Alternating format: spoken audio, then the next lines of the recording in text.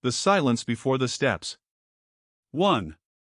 For 3 years, Maya hadn't said a single word, not to doctors, not to nurses, not to her own mother. Elena Whitfield had built a billion-dollar company from nothing, yet every night she stood outside her daughter's hospital room feeling utterly powerless, resting her forehead on the cold glass and asking the same unanswered question, "Why won't you talk to me?" Then, on a rainy Tuesday, the girl who wouldn't speak to anyone looked up at a stranger mopping the hallway and said 2 words that changed everything. To understand what those 2 words meant, you have to go back to what was lost first. The accident happened on a Wednesday. Elena remembered the detail with an almost unbearable clarity, not the month or the hour, just the day. Wednesdays had always been hers.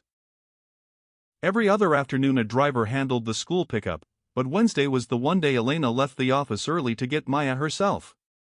40 minutes together in the car, just the 2 of them, Maya narrating whatever occupied a 6-year-old's mind: a teacher's odd shoes, a classmate who kept swiping her eraser, whether clouds were spun from cotton candy. That Wednesday, Elena was driving. No chauffeur, just her, Maya, and the radio. She never saw the other car. A black limousine, according to the police report, blowing through a red light at nearly 60 miles an hour. Its driver was never identified. The limo company folded within weeks, swallowed by lawsuits. Elena's lawyers fought while she sat in a hospital waiting room for 11 straight hours, still in the blazer she'd been wearing when paramedics cut her out of the wreckage. A broken collarbone. A cut over her eyebrow that left a thin scar. Both healed. Maya did not walk out of that hospital. Her spinal injury was incomplete, meaning not fully severed, meaning some theoretical hope for partial recovery, meaning nothing at all in practice, because 6 months of intensive rehab produced no movement in her legs. A year in, doctors softened their language. At 18 months, a leading neurosurgeon told Elena, gently, that it was time to adjust her expectations. "I don't adjust my expectations," Elena told him. "I find different approaches." She was 30, and adjusting to limits had never been her instinct. She'd founded her first company at 22, turned down 3 acquisition offers before 25, and by 28 had graced magazine covers and most influential lists.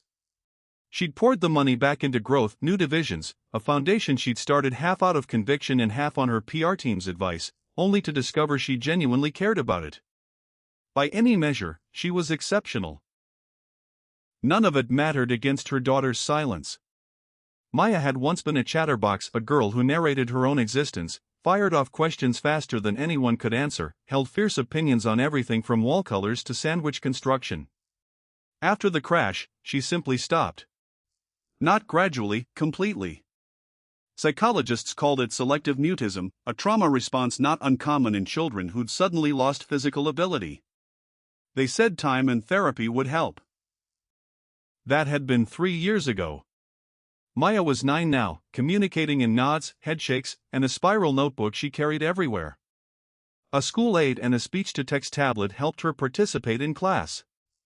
Her teachers insisted she was sharp and engaged, she simply would not speak. Elena had hired 4 child psychologists and flown in a specialist from Switzerland. She'd redecorated Maya's room 3 times, chasing a low-pressure environment. She read every study, sat in on every session she was allowed to observe. Sometimes Maya looked at her with an expression Elena couldn't quite name, not cold, not hostile, just sealed, like a door locked from the inside with the key hidden even from the girl herself. The Rehabilitation Center in Portland was Elena's latest attempt, not for the silence, but for the legs. Smaller than the university hospitals, with a garden courtyard, natural light, and a philosophy built around patients rather than protocols. Its director, Dr. Nora Bishop, had reached out after reading about Maya's case, proposing gentle, high-frequency movement therapy instead of the aggressive programs Maya had already endured. Elena wasn't hopeful anymore, she'd stopped being hopeful somewhere around month 14. But she was still willing to try, and refusing to stop was its own kind of currency. 2. 6 weeks into treatment, on a Tuesday with rain slashing sideways across the courtyard, Maya first noticed the man in the hallway. She was parked near the corridor's big window while Elena stepped away to take an urgent call from her CFO, Adrian Wells. 5 minutes, Elena had promised, one finger raised. The hallway had gone quiet with the particular hush of institutions after hours. Distant footsteps, humming lights, rain on glass. Maya was drawing in her notebook, not pictures so much as obsessive geometric patterns, tight and repeating. Her therapists called it a healthy outlet. Elena kept every notebook. A voice drifted from across the hall, from a therapy room with its door cracked. "Okay, bud. Left foot first. Don't think about it, thinking makes it worse. Just move." Maya looked up. A man in a gray facility uniform. Tall, sun-worn, unhurried in a way that felt almost otherworldly in a hospital, was crouched beside a boy on a low platform, coaching him through a balance exercise with quiet patience. He wasn't a therapist, his badge, when Maya could make it out, read maintenance. But he moved like someone who knew exactly what he was doing. Elena came back, saw her daughter watching, and thought nothing of it. Until the next morning, when Maya wrote something in her notebook and turned it toward her mother. "Who is the man who helps people walk?"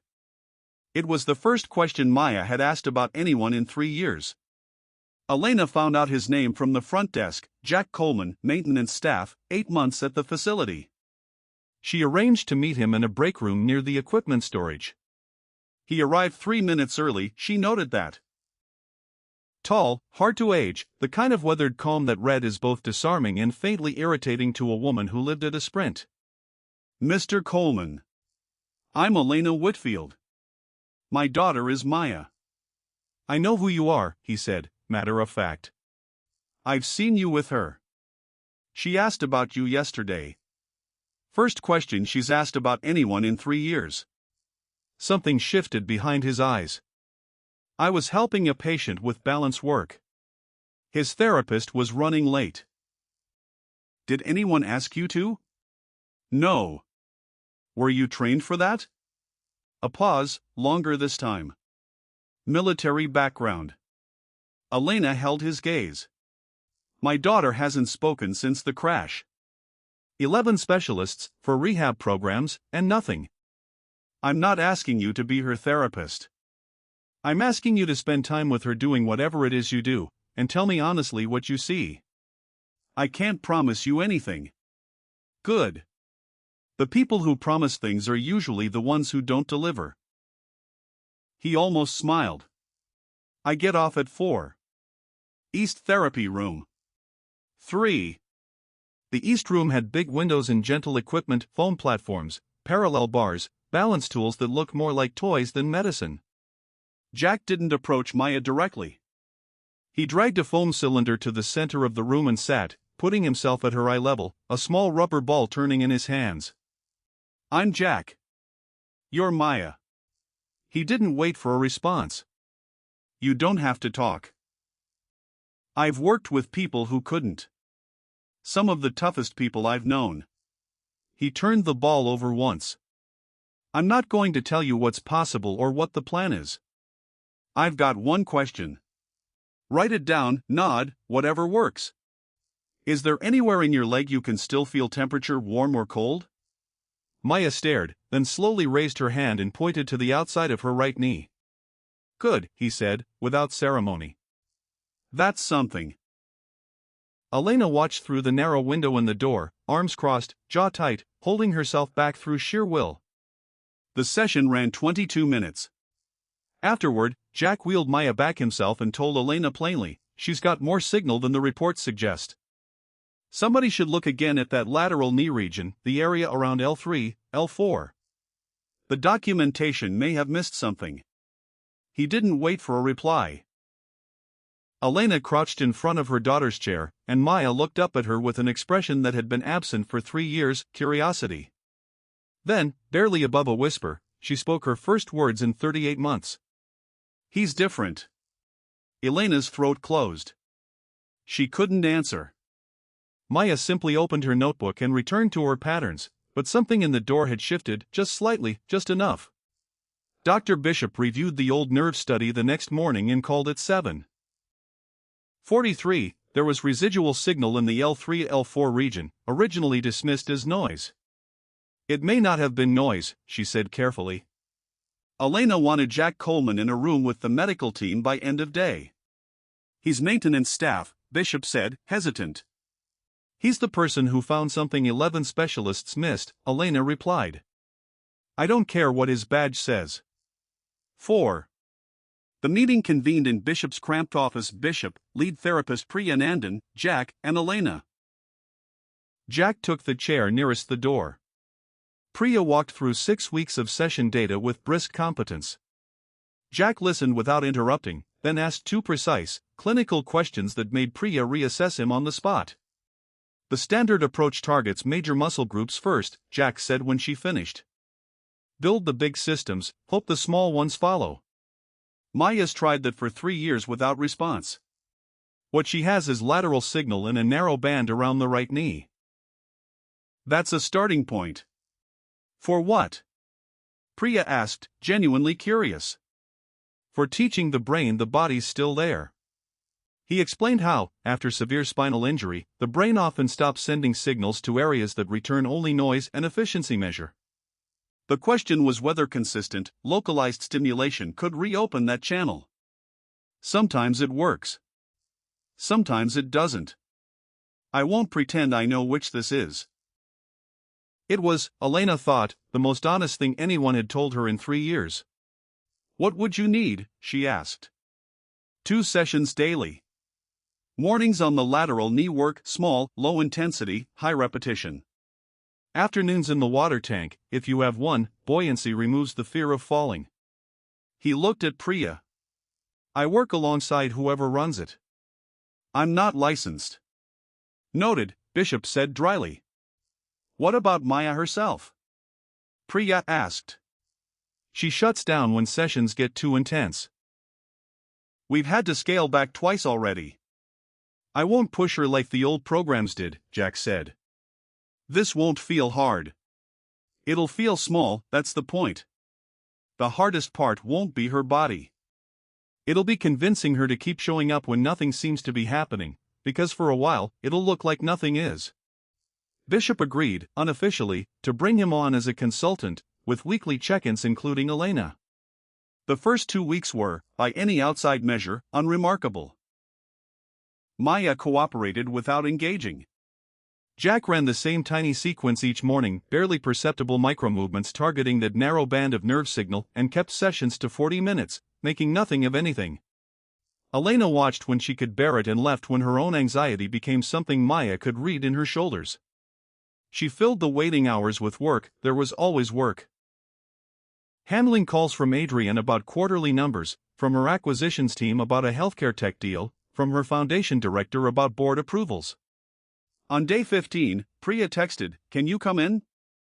Elena reached the lobby in 4 minutes. She moved her right foot, Priya said, still processing it herself. An inch, maybe. Not a reflex, she looked at it, then moved it. Jack saw it first. He just said, "Do that again." She couldn't repeat it, but she'd done it once. Elena's hand wasn't steady on her phone. "Can I go in?" Jack asked for 5 more minutes. He said don't make it bigger than an ordinary Tuesday, or she'll freeze. Elena waited. When she finally entered, she sat on the floor beside Maya rather than in a chair, so she wouldn't be looking down at her. Morning session done. Hungry? We could get lunch. Maya wrote in her notebook and held it up. Can Jack come? He came, ordering the first sandwich on the menu without fuss, eating without complaint while Maya had soup and Elena picked at a salad in a diner booth 2 blocks away, rain streaking the windows. Nobody mentioned the foot. Jack had been clear, no direct attention yet. It needed to stay Maya's, not something adults were documenting and celebrating. 5. Word reached the board. Walter Combs, 63, and the closest thing Elena had to institutional memory, raised the subject delicately on a call, noting that the maintenance staff member now had unusual influence over a public figure's daughter's care. Elena didn't flinch. The decisions I make about my daughter's care are not board decisions, she said. They're not subject to shareholder input. I won't remove someone producing measurable results because his job title makes people uncomfortable. Afterward, alone in her hotel suite as the rain finally broke, she thought about how easily people reduced others to their visible function, a badge, a title. She'd done it herself, once, building a company on efficient assumptions about people. She couldn't say exactly when she'd stopped. Jack's son, Sam, 8 years old, his father's dark hair, his mother's pale hazel eyes, had started showing up at the facility on days when aftercare closed early, doing homework in the hallway with a patience that felt practiced rather than natural. He and Maya met properly on a Thursday when Elena was delayed. Sam, reading a book about historic shipwrecks, asked without preamble whether the water tank was warm or cold. Maya, used to either stares or elaborate non-staring at her wheelchair, found the bluntness disarming. She gestured vaguely. "Figured," Sam said. "They always say warm and it's medium." They fell into an easy, improvised shorthand notebook gesture, book sharing, discussing a 1906 Alaska shipwreck Sam had strong opinions about. "My dad told me about it," he said. "He knows this stuff. He doesn't talk about the Navy much, but sometimes he tells me survival stuff, how the most important thing is not to panic, because panicking burns the energy you need to actually get out." He shrugged. "He says the body follows what you tell it, not the other way around." Elena, rounding the corner and catching sight of them, stayed out of view. She saw Jack come out of the equipment room, spot his son and Maya together, and go still with an expression she recognized instantly, a man carefully not letting himself hope too much, because hope had cost him before. She knew that posture. She'd worn it for 3 years. 6. The toes moved on a Friday, at the end of a session so routine Maya had stopped consciously registering the sequence, which Jack said was the point. Eyes closed, not meditating, just quieting one channel to focus on another, she was breathing through the pattern, attention on the band around her knee. Jack stood 4 feet away, present but not touching, not coaching. Her right foot moved. Then her toes, a distinct, unmistakable voluntary flex. Priya made a sound that wasn't quite a word. "Stay with it," Jack said quietly. "Don't open your eyes yet." Maya's face was working through something too large for expression. "Can you do it again?" A long pause. Then both feet flexed, right and then left, as if the signal had found a second pathway. Maya opened her eyes, looked at her feet, then at Jack, who wore the calmest expression she'd ever seen on an adult in that room, treating the moment as real but not miraculous, a development rather than a miracle, exactly as he'd promised from day one. "There it is," he said. Maya reached for her notebook. "Don't tell my mom yet." "Why?" "I want to walk to her when I can. I want to walk to her." He held her gaze. "Okay. We'll work toward that." It would be 11 days before Elena found out. 11 days during which Maya arrived at every session with something new, not optimism, exactly, she was too experienced for that, but purpose.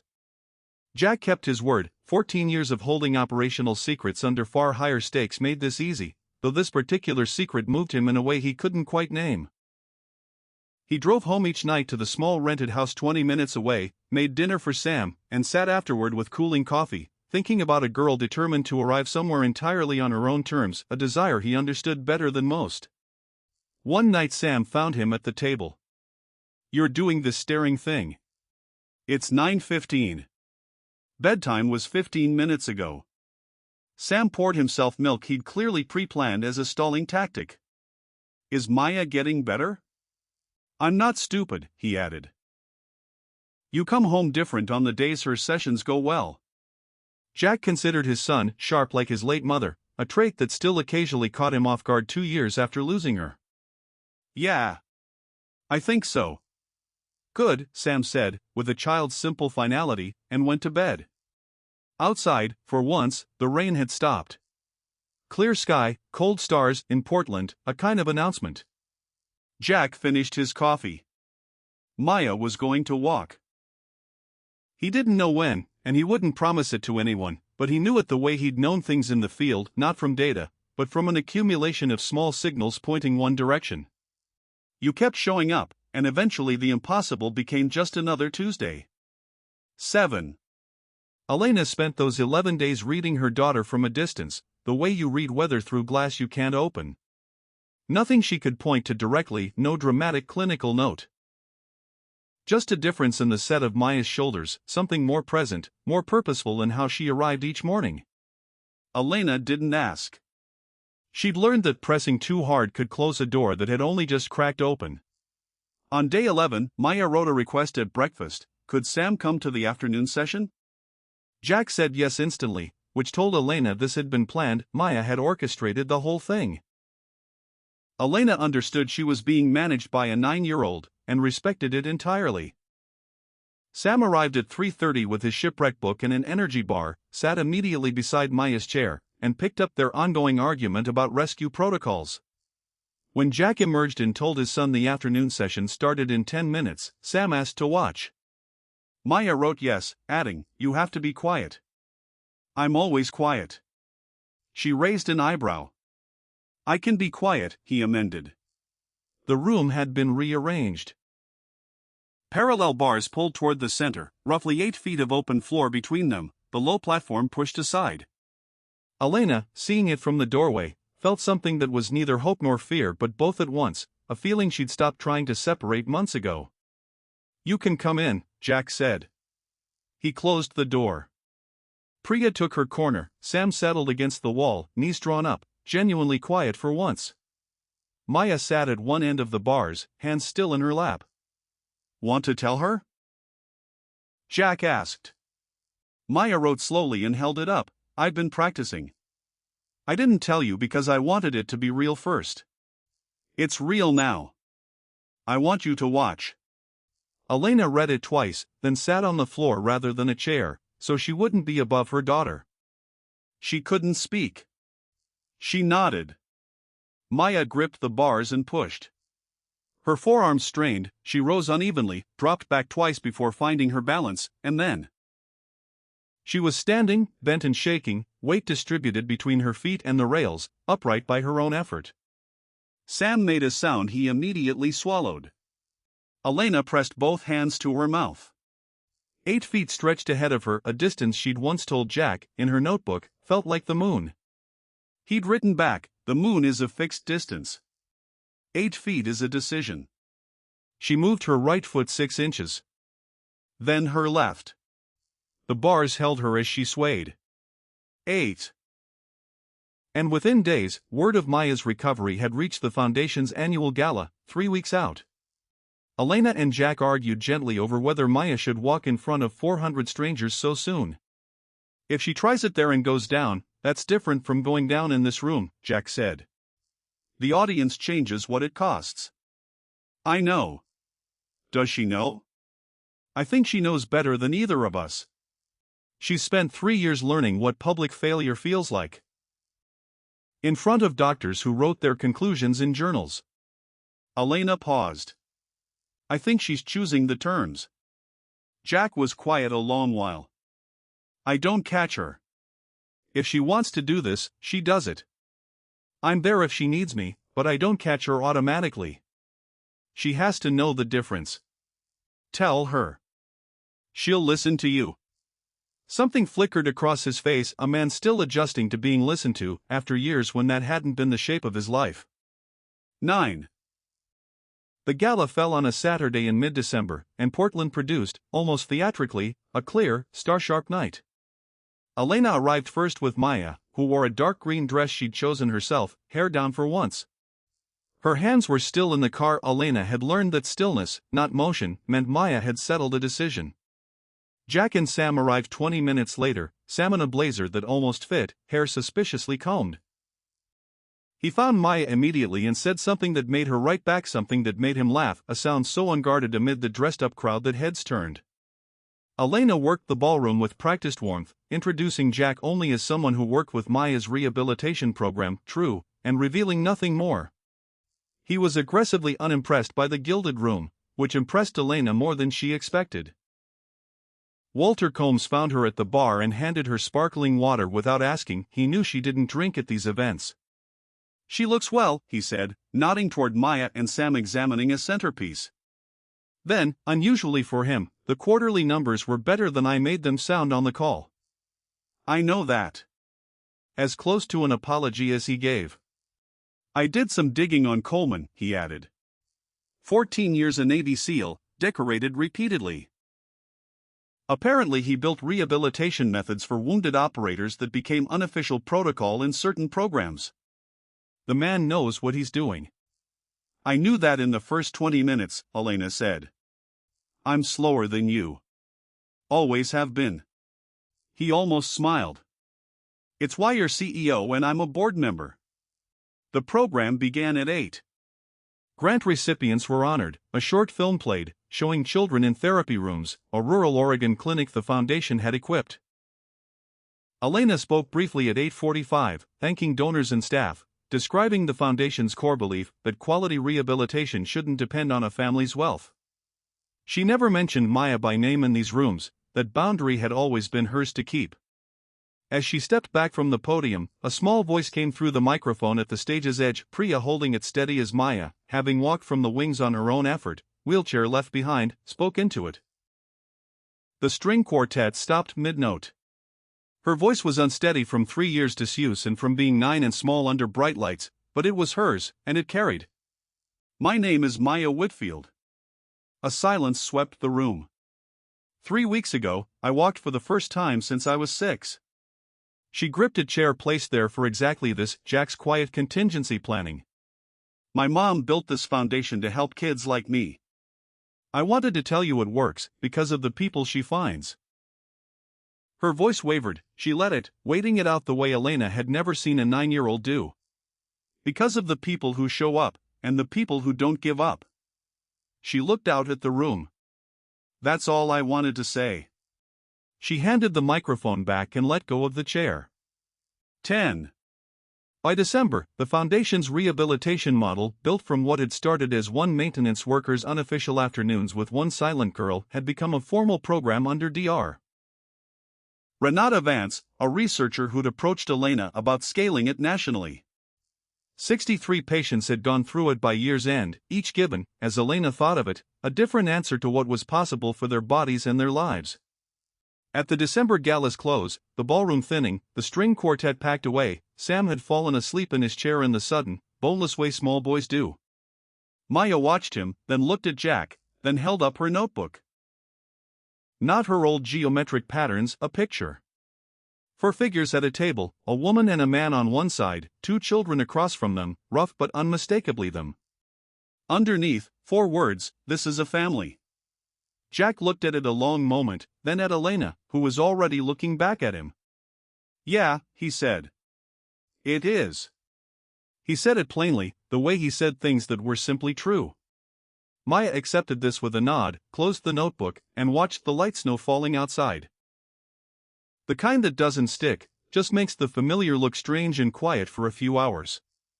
Elena and Jack sat together in the emptying room, unhurried, understanding now what it costs to overlook an ordinary evening until it's gone. They had both paid for that lesson, through loss, through the slow work of rebuilding, through the difficult decision to try again, and that kind of knowing settles into a person differently than the abstract version everyone carries. It makes you slower to dismiss small things, slower to assume there will always be another chance at the conversation you keep postponing. Sam's book had slid sideways in his sleep. Jack reached over and set it right. Maya saw him do it, wrote one more note, and held it up for her mother. Can we come back next year? Elena looked around the room that had held this year's honest words and would hold whatever came next unknown, and that was fine, that was as it should be. Yes, she said. Simple as that. Yes.